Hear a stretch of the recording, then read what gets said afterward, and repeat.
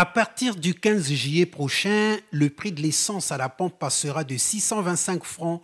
à 775 francs CFA. Cette augmentation de prix est consécutive aux négociations en cours menées avec le Fonds monétaire international qui demande à l'État congolais de mettre un terme à la subvention des produits pétroliers.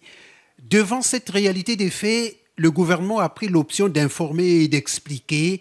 Et c'est dans ce contexte particulier qu'Anatole Colini Makosso a rencontré ce lundi le patronat congolais et les responsables des chambres consulaires pour échanger avec eux sur la nécessité et l'opportunité d'une telle mesure. Sans saupoudrage,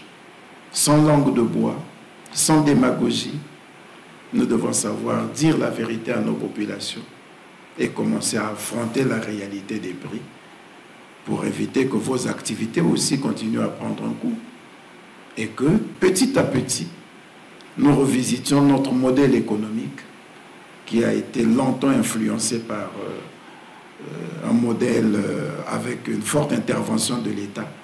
Après avoir attentivement écouté le Premier ministre, le secteur privé a pris acte de la communication du chef du gouvernement. Le secteur privé congolais a pris acte du contenu de la communication et a sollicité très respectueusement que le Premier ministre nous permette d'échanger avec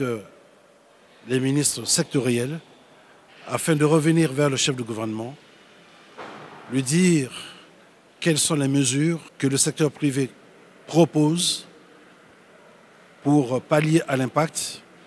que cette décision relative à l'augmentation du prix aura sur le secteur privé,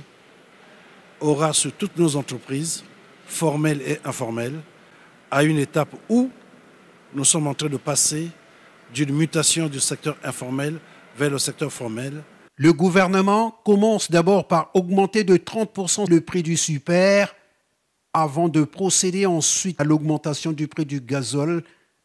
un délai pour amoindrir les impacts négatifs que pourraient imposer ces augmentations.